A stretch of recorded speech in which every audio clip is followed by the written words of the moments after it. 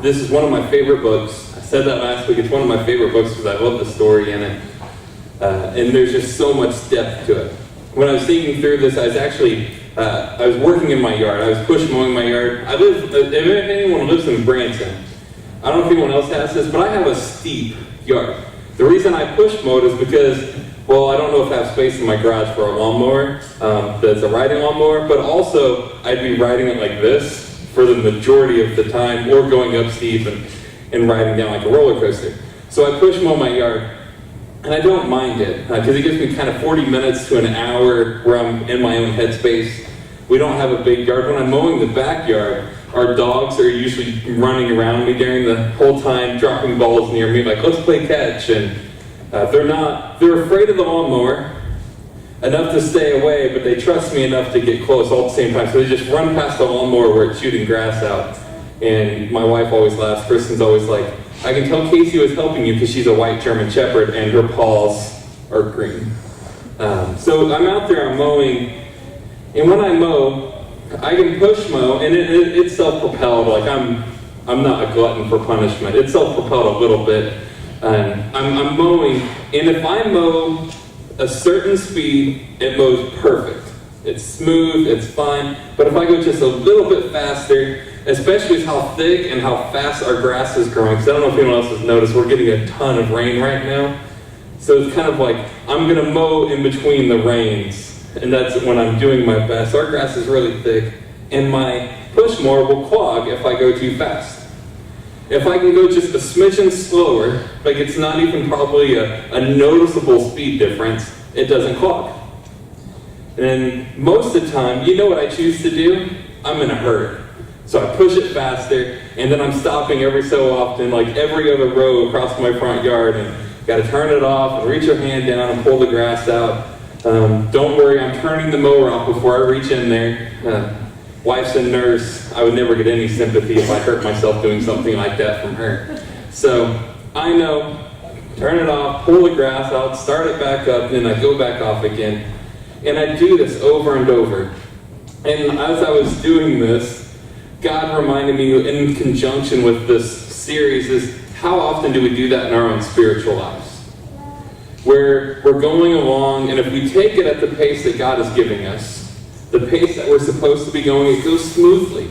Maybe not perfectly. There's still bumps. I mean, there's still holes, and sometimes I miss patches or whatever, and I got to fix those.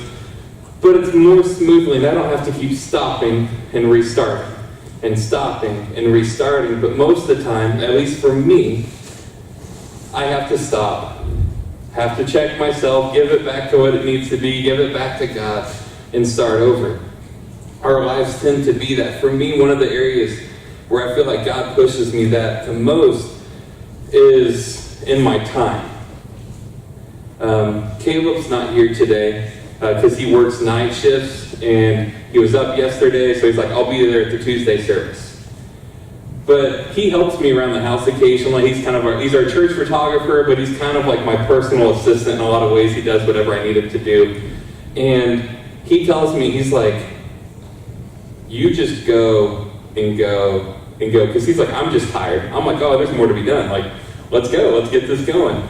And for me, one of the areas where I struggle the most is I take too much onto my plate.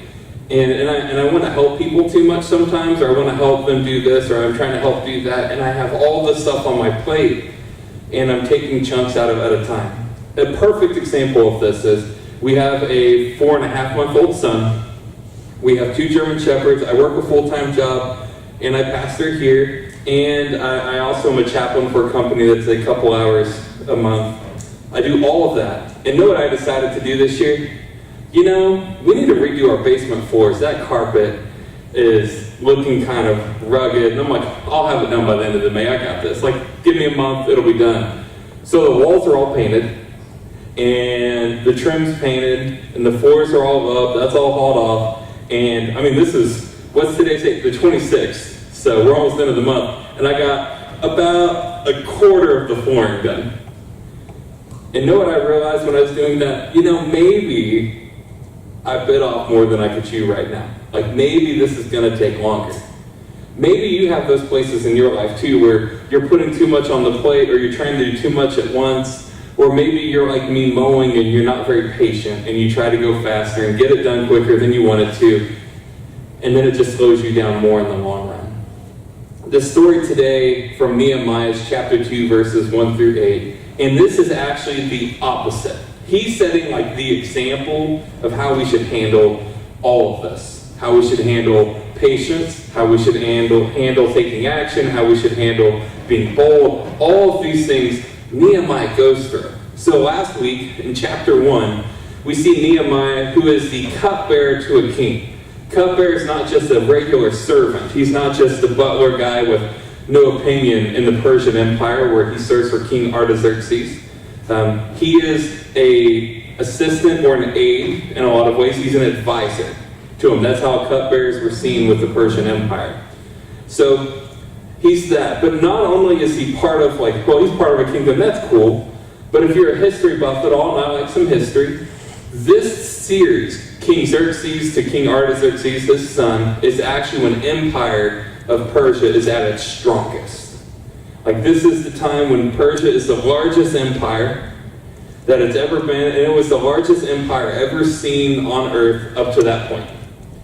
So he was an advisor, not only to a king where he lived in wealth and he lived in the strength of the king, but to the strongest king the earth had ever known up to that point. That's where he lived. And he hears the news of Jerusalem, and his brother comes back, and his brother tells him, Jerusalem's in bad shape. The walls are burned, they're torn down, the city's in just shambles. It's terrible. He hears the news, and he decides that he's going to pray, fast, and mourn for the city. And that's what our focus was last week, where he prayed and fasted, he mourned, he confessed his sins and the sins of his people. It wasn't just, hey, I've messed up, but he's like, we've all messed up. I'm confessing the sins of my family, I'm confessing the sins of those around us, and he did that. And that's where he ends, is going through those steps. He actually gives in his prayer in chapter 1 the promises and character of God that was already given previously from Deuteronomy, and then he moves forward from there. So that's what we're picking up in chapter 2, and we're going to start in verse 1, and I'll go through and we'll talk a little bit about the verses as we go. So verse 1 and 2, verse 1 says, early the following spring, in the month of Nisan, during the 20th year of King Artaxerxes' reign, I was serving the king his wine. I had never appeared sad in his presence. So the king asked me, why are you looking so sad? You don't look sick to me. You must be deeply troubled. Then I was terrified. So if you look at chapter 1, the month that he's in is Kislev. Or in some versions it's Chislev with CH, but it's Kislev. And to Nisan, that is 4 months. So he's been praying, fasting, and mourning for 4 months, 120 days roughly. However you want to look at it, that's a long time for us. I don't know about you guys, but most of us are like, I'm going to pray and fast for a day, or a morning, or I'm going to pray and fast for an hour. Like, I'm going to give this much time, but he does it for 4 months. But in the biblical scale of things, 4 months is relatively fast. Moses, he went out and worked for his father-in-law for 40 years. 40 years is a lot longer than 4 months. King David, he was anointed to be king, but he actually didn't become king for 15 more years. That's a lot longer than 4 months. And you can go down the list, like all of them, waiting for kids, until they were old in age, to the point where they thought it was funny, like, yeah, ha, ha, ha, I'm going to have a kid at this age. And they did. Many, many people before Nehemiah waited much longer, and many after him waited longer than 4 months. So there's a little bit of hope in there, but he was praying, he was fasting, he was mourning this time period.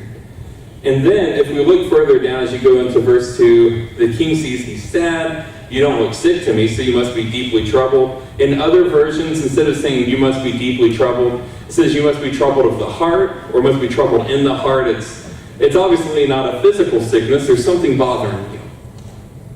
Something's bothering you. You ever seen that on people's face?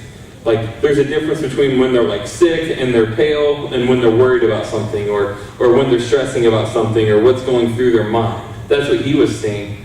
And then Nehemiah says he was terrified.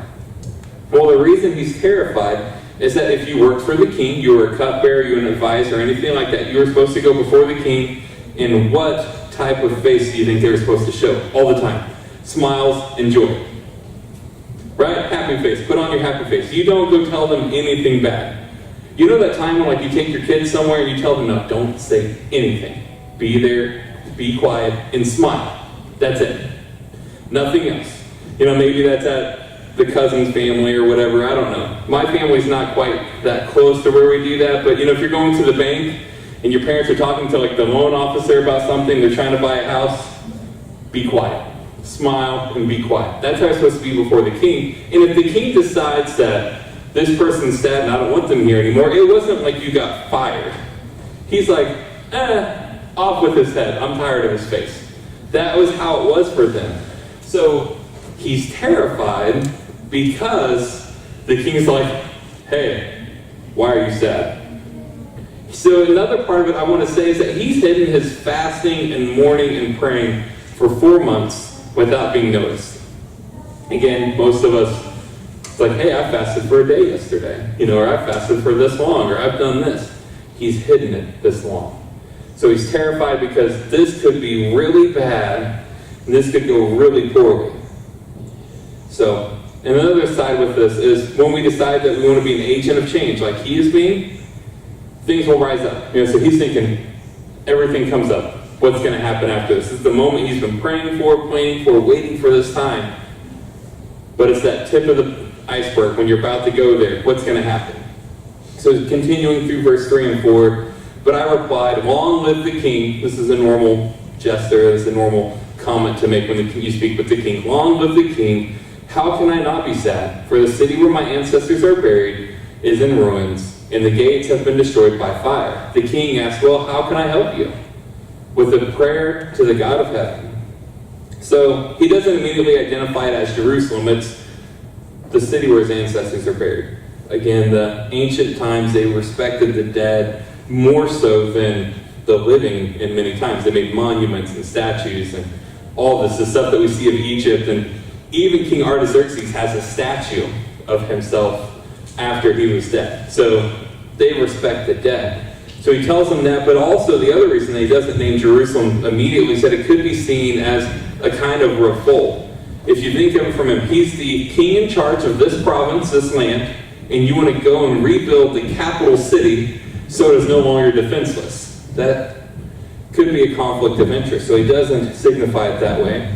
But then King Artaxerxes says, well, how can I help you? That's, okay, I understand that. How can I help? That's almost an approval. That's a good thing. Like, the king didn't say, well, that's your problem, off with your head. Don't bring that here. How can I help you?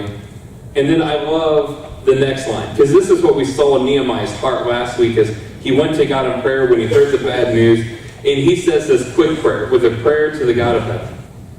I love it because he doesn't go and say, and the king's like, how can I help you? Excuse me, one moment. And he goes and hides and goes into a room, goes into a closet, goes away. But instead, it's that breath. You ever had that moment? Okay, God help me. Like that. Like this is going to happen. You say it in your head and you're like, this is what's going to happen. You know, and it's that moment. And it's that beautiful thing with our brains too, that we can send a prayer that has so much more than words in a moment through our head. Because God hears our voices, He hears our head, He knows our needs before we say it. So it's not even a vocalized thing, but we can pray and say all of this in that moment. God, I need your help. You know, give me, he's been praying for favor. I need your favor. I need this. I'm going to ask something big. I'm going to ask something crazy. I need help. Does all of that in a breath. And I love that because I think that's so important for us to see that sometimes our greatest prayers aren't the prayers with the most words.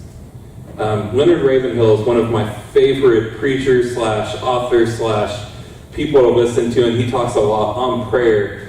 And he says sometimes your greatest prayers are the ones without words. And I think this is one of those for Nehemiah. It wasn't ones that you could write down or words could express, because he didn't say, he could have said, like he did in chapter 1, and I prayed this. He said with a prayer to the God of heaven. That's one that he couldn't describe. And this is what he says. Right after the prayer, he says, I replied, if it pleases the king, and if you are pleased with me, your servant, send me to Judah to rebuild the city where my ancestors are buried. The king, with the queen sitting beside him, asked, how long will you be gone? When will you return? After I told him how long I would be gone, the king agreed to my story. So, this is really positive. King said, okay, that's cool, I'll send you. How long will you be gone? And I love that he says, if it pleases the king, if you're pleased with me, your servant. And then his response shows that the king is pleased with him. Because the king says, well, how long will you be gone? You know what that indicates? He wants him back, right? He's like, how long will you be gone? Because I need your advice, or I need your help, or I need you here. Like, it's not like he was, again, just a servant where, well, okay, be gone. Like, it's not a big deal. He's someone that he wants to return to him. Someone he wants to come back. So he asks, when will you return? The queen is sitting there beside him. That's partially as a witness, but that's also partial as a providence of the moment. They're both there. He's given permission with her. And this, he says he agrees to his request. Nehemiah could have stopped here. And he probably would have felt like he had accomplished victory. Because the king of Persia was allowing him to go back to Judah to rebuild the town of Jerusalem and rebuild its walls, fortify it, make it strong again. That could have been a victory for him right there. And he could have stopped, and we could still tell the story in the Bible, and it still would have been a great story. And I think sometimes this is where we see ourselves a lot. We get that small victory. We've been praying for it. Things align, and this happens, and we jump at the moment it happens, and we take off instead of stepping back. So right here, Nehemiah is thinking, okay, I've already planned this out. I need some more stuff. What do I need to accomplish what I'm doing? And so in verse 7, he says, I also said to the king, if it pleases the king, let me have letters addressed to the governors of the province west of the Euphrates River, instructing them to let me travel safely through their territories on my way to Judah. And, I don't just want letters, and please give me a letter addressed to Asaph, the manager of the king's forest, instructing him to give me timber. I will need it to make beams for the gates of the temple fortress, for the city walls, and for a house for myself. And the king granted these requests because the king really liked Nehemiah. Oh, that's not what it says. It wasn't because he was charismatic. It's because God was gracious to him. God's gracious hand was on him. That's why he answered the request.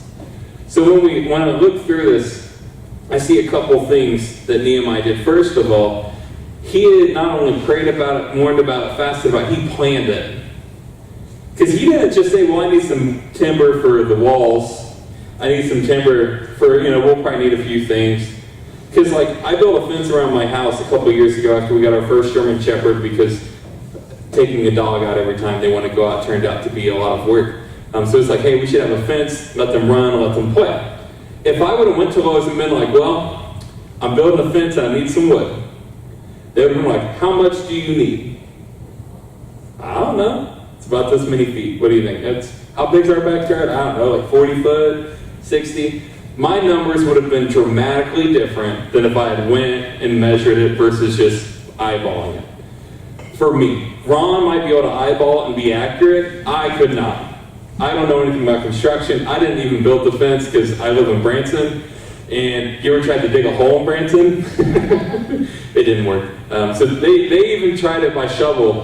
Colton helped me do it, and I helped him a little bit, but I didn't do all of it. And you couldn't do it by shovel. You had to do machine auger. You couldn't even do a hand auger because there's so much rock in Branson. He's saying, I need timber. He's not just saying, hey, I need a couple trees. He's saying, I know the amounts. I have the plan. And he's planned so far ahead that he's thought, well, when I get there, I need somewhere to live. Well, this is what the house will look like. This is what I need for the house. He had his plan. He was ready. He was prepared. And then with that, he also wanted safe passage. It wasn't just, hey, I'm going to take this lumber with me. We're going to get there. Because as I mentioned last week, this wasn't a short distance. Because I was curious and I forgot to look it up last week, I know the distance now between Susa and Jerusalem. And for today's travel, it would be about 11 to 13 hour travel in a car. It was 800 miles. 800 miles. You know how long it takes to travel 800 miles by foot, by horse, by donkey, carrying timber with you? I mean, it wasn't like the guys were like, throw the wood in the back of the truck, we'll drive over yonder, and we'll get there. It was, we got to drag all of this here. We have to get it there. So it's 800 miles from Susa to Jerusalem, and he was bringing all of this with him. So he needed a safe passage. He needed people protecting him. He needed to go through other provinces. They were part of the Persian Empire, but he had to cross through them. And as you can imagine, if you're carrying wood and lumber and you're coming through with military people, because it says that the king sent officers and soldiers with him, they don't want to think you're there for war. I need letters for the governors. Just need safe passage. We're just traveling through. We're not staying here. We're not building anything here. We're trying to get where we're going. Nehemiah had a plan. And I respect that so much because my natural inclination is to have prayers, have fast, mourn, have ideas, and go towards ideas. But I am not the person to sit down and go, here's the step-by-step plan. That's not me. I'm not great at it. Does that mean I can't do it? No, I can. I have to sit down. It might take me a little longer than some. But even then, I can mess up. I can miss things. So I imagine Nehemiah probably had someone else that looked through it. Hey, this is this. Does that look about right to you? He had people in mind. So that's what we can learn from Nehemiah. And there's three things I want us to get from this. Because whatever we're going through, if we're going through trials, if we're going through issues, if we're praying for something, the first thing that we have to know is that we need to patiently wait for the right time. My number one gift is not patience. My 10th gift, my 100th gift is probably still not patience. Well, let's be honest. I'm driving in traffic, I'm going 70, car gets over in front of me going 60, they're passing another car going 59 miles an hour, I'm right behind them thinking, just go. That's a perfect example of not having patience. That is my natural inclination, is to be that person. Let's go, let's get there. Like I said, I like to pack my schedule full, so what that means is I'm usually in a hurry to get everything done because I have something else to do next. And that's why I have to, for myself even, patiently wait for the right time. Nehemiah served the king on a regular basis. I guarantee you, he went before the king in the last 4 months before he made his request. What if he would have went to the king then, in month 1, or the day after he said his prayer and said, I need all of this. And he just went before him, like, not to pray, he didn't set it up an example, but he just went up to the king and said, I want to go back to Jerusalem. I need wood from your forest. I need people to protect me. I need letters to the governors. I need that, and I'm going to go. How well do you think that would have went?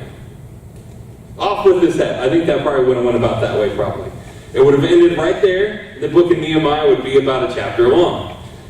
It probably wouldn't have even made it. Let's be honest. He wrote it himself. He probably didn't write it after the first chapter. So we have to patiently wait for the right time. And who here loves patiently waiting for anything? I don't see a single hand. None of us want to patiently wait. And that's why it's so important. Because if we look through the Bible and we can see person after person who waited months, who waited years, who, in Esther, she fasted for days with the people of Israel. We see all these people. And you know what they had to do? Be patient. This is the number one issue for me because I'm trying to do something, I'm trying to do it well, I'm trying to do it quickly so I can go on to the next thing to do it well and do it quickly and move forward. And I know I'm not the only one. So we have to patiently wait for the right time. Because it will come, the opportunity will be there, we just have to be patient. So if you're praying for a lost one to come back to the church, be patient. Wait for the right opportunity. If for me, when someone would try to, say something to some of my siblings or my cousins, or because my uncle was a pastor, if they didn't go to church, and any time that someone would say something and they weren't waiting for the right time, they were just kind of making jabs, you know what usually happened? It pushed that person further away instead of closer. If we're waiting for the right time, we're praying about a position at work, or if we're praying about finances, or if we're praying about this, or we're praying about that, or addictions or struggles, we have to patiently wait for the right time. God will present it. Sometimes those things come really fast. Sometimes they don't. Perfect example, and Kristen reminded me of this earlier when we were talking, when I and Kristen felt called to start the church here. My wife, Kristen, not this Kristen, felt called to start the church in Branson. It was years in between when we were called and when we started. It was years. She got out of nursing school. We moved an hour and a half away from here because we didn't live in Branson at the time. We lived in between Branson and Bolivar, and we actually moved to Bolivar for her nursing job. Then while we're there, months into that job, God gives us the name for Citizens Church. I'm like, wait, where's this at? What are we doing? When are we doing this? And it was another year and a half later before we moved to Branson even. Patiently wait for the right time. It's not my strong suit. That's probably one of the few times I can tell you I've done patience semi-well, and I would still tell you I could have done it better. So patiently wait for the right time. Then the second thing is take action when the opportunity arises. In church with a capital C, I want to say global church, churches across the country as a whole. That doesn't mean every church. It doesn't mean all the churches in Branson. But we're really good about having what I typically call our holy huddles. That's the places where church people come together and we hang out with church people and we only know church people and we only talk to church people. That's a holy huddle. Everybody is in the same boat, the same path, and we're all in agreement. When I was a youth pastor, I remember I used to be able to ask the teens, well, how many of your friends aren't Christians? And you could tell which ones grew up in church their entire life versus the ones who are new in church. Because the ones who are new in church were like, not very many of mine are Christians. And the ones who grew up in church their whole life were like, well, most of mine are. Sometimes we have to take action when opportunity arises. Those holy huddles, we pray for opportunities to tell someone about Jesus. But when the opportunity comes, we usually are like, well, someone else will do it. Or this will happen. You know, you're praying, like, and one of my favorite examples is this, because I wake up in the morning, and I don't do this every day, but when I remember to, when I'm trying to, and I'm thinking, okay, God, I want to have a chance to have a conversation with somebody. And then you see somebody walking down the side of the road, and they're going the same direction you are. Do you stop and like, hey, maybe this is my chance I can help somebody, and maybe have a conversation too, or we're like, someone else will get them. Or they, it's like the commercials, they look like someone I shouldn't pick up. Like, do we take our opportunities when they arise? So it could be those, it could be, you're at a restaurant or you're with your coworker and your coworker tells you, my marriage is in trouble. You've been praying about telling them about Jesus. My marriage is in trouble, and you're like, oh, gee, that sucks. Is that where the conversation ends? If it is, we have to take action when opportunities arise, because sometimes, in some people, we only get one or two or so many shots to tell them to be that light, to be that hope. I know for me, if it weren't for a friend who invited me to church multiple times, himself, his sister, his dad, his mom, I probably wouldn't have came. Because I grew up, my uncle was a pastor, I went to church with him as a kid, and I left as a teenager because I didn't want to go to a church where everyone was the exact same as the people outside of the church and, the typical things that people say. And I left, and they brought me back to the church, and I came, and I went, and it changed me, and I answered a call to preach a few months after that. But if they would have just said, I've asked them once, I don't want to ask them again because I don't want to bother them, or I don't want to bug them, or I don't want to get on their nerves, where would I be? And how about you? Do you have one of those stories yourself? There's our former district superintendent, the person I talk to semi-regular basis, always says, who here is a person who is saved through a church plant? And the correct answer is everyone. Because your church was started by somebody at some point in time. If those people wouldn't have taken action, if my uncle wouldn't answer the call to preach when he did, who would I be now? That was someone that took me to church. I went to church with them when my dad and mom couldn't. My dad owned a trucking company, was over the road a lot, was home on the weekends, and Sunday was his day to not do something all day, and he usually left that night. Take action when the opportunity arises. You never know what the difference will make in your own life or in someone else's life. So patiently wait for the right time. It's not that throw jabs out there, throw everything out there. Patiently wait for the right time. The opportunities will arise. But don't just wait. Don't wait, I don't think that's it. I don't think that's it yet. You ever sit on a bluff, gonna jump in water, and you're waiting for the right time to jump in water? Not really high, don't be like me, don't jump off really high bluffs. But like a 10-foot bluff, you're jumping into the lake, you know it's a spot where people jump in, and you know those people, they get up there. Wow, that's a little ways down there. How deep's that water? Does anyone hit their head down there? You kind of look, and I'm gonna do it. Well, and they stop, right? They stop again and again. They're patiently waiting for the right time to do it, but they're not taking action. You know, my friends, I won't say everyone has friends like me, and I hope you do, and I hope you don't all at the same time. My friends, you get up there again about that third or fourth time, you might get a shove. It's lake, it's water, it'll be okay. I'm not saying I was that person all the time, but sometimes, yeah, if it was my cousin, if it was someone I was related to or whatever, but take action. Don't be afraid, and 99% of the time, the person, if we push someone in, most of the time we didn't have to because we were all stupid, and we all would jump. I mean, we jumped off like a 50-foot bluff because we weren't smart, and that hurt when you hit the water from that high if you don't hit right. But when we push them in, they're more willing to jump in the next time. And for us, when we're out witnessing, if we're telling someone about Jesus, the more you do it, the easier it gets. So if you pick up somebody, if you see someone on the side of the road, like I'm mechanically inclined, I like cars. I'm not good with houses, but I like cars. I see someone broke down the side of the road, especially in the summertime. 99% chance their car overheated. That's almost always what it is. Hey, I got some antifreeze, you know. You need a hand, or do you know how to, you see smoke coming out. I stop and I try to help. Because I know what I can do, and I know I can probably help in a lot of those situations, and if I can't, well, do you have someone coming to get you? Do you have a tow truck? Do you have whatever? Beautiful thing on insurance is tow assistance. You can, roadside assistance, you can call and someone will be there in like 30 minutes with gas or a tire or whatever you need. Not everybody has that. Not everyone's capable of changing a tire. If you can, maybe it's a chance to talk to someone. Take action when the opportunity arises. That's what Nehemiah did. He waited, then he took his chance. And then the last thing he was, that I know we can learn from, is be bold about what God puts on your heart. He could have stopped. I give you permission. You're going to be gone for 13 years. I give you permission. You can go. He could have been like, yeah, woo, I'm done. I'm out of here. Like, he could have done and been done. And he still would have went back. He still would have rebuilt the walls. He still could have built his home. He still could have done everything he was going to do. It would have taken longer, it would have been harder, it would have been a different path, but it's still possible. But instead of stopping there, he was bold about what God put on his heart.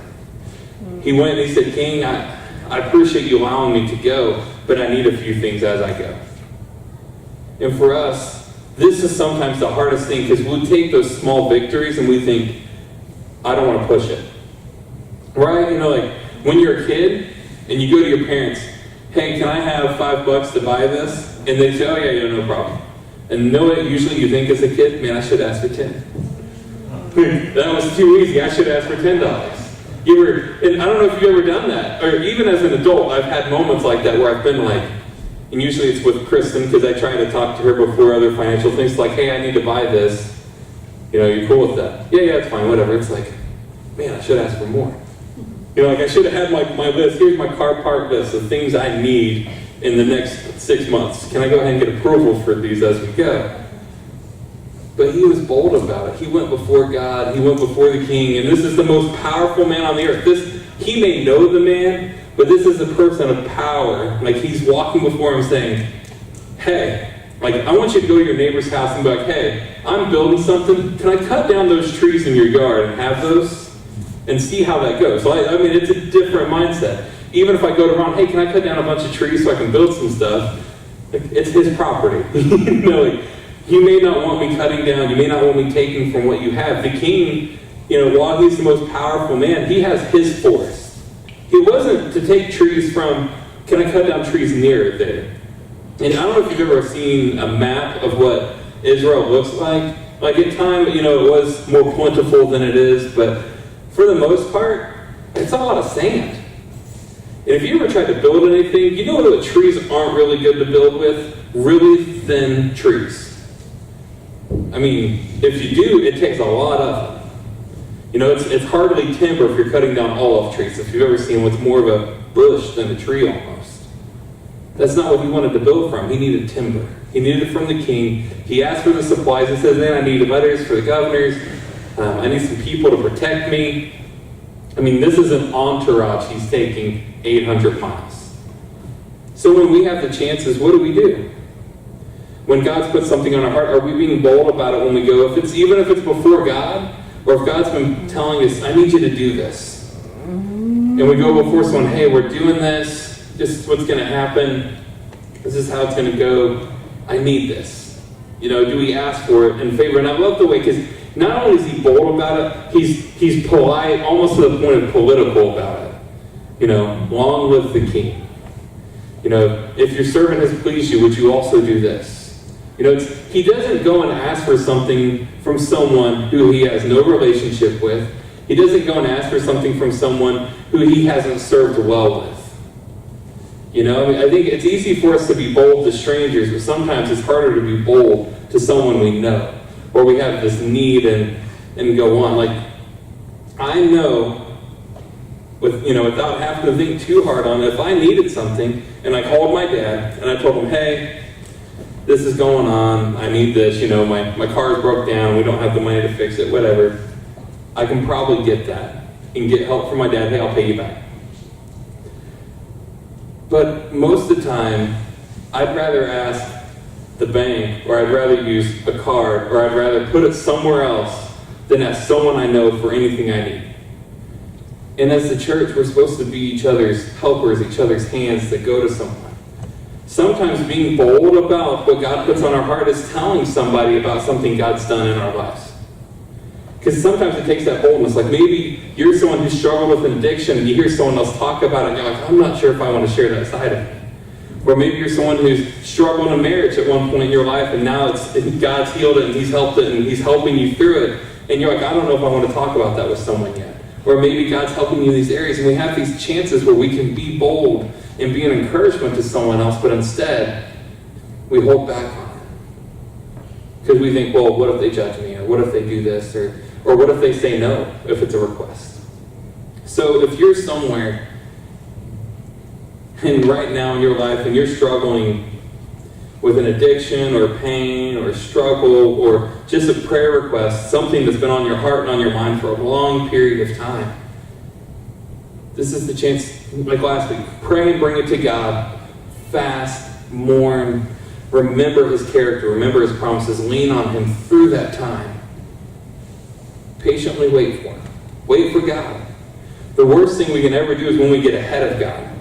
Because we don't have his blessing, we don't have his hand, we don't have his time. It took, the king months it took God months with Nehemiah's prayer and fasting before he had the opportunity. It took years for others before they were in the right place. For me, it took years before we could plant the church, and part of that was because I had to be in the right place. And me and Kristen have talked about if I would have planted the church when I thought I was called to do it, and I would have just moved here and been like, you know what? We're doing this anyway. Even if everything else seems wrong, we'll just make it work. Probably would have failed. It would have gone poorly. So we have to wait. But when the time comes, we take action, be bold about it. Because we can go boldly, because if God is with us and it's part of God's plan, it's part of what God's put on our hearts and our minds, we can be bold about it. If it's something that God's delivered us from, He strengthened us through, we can be bold about that.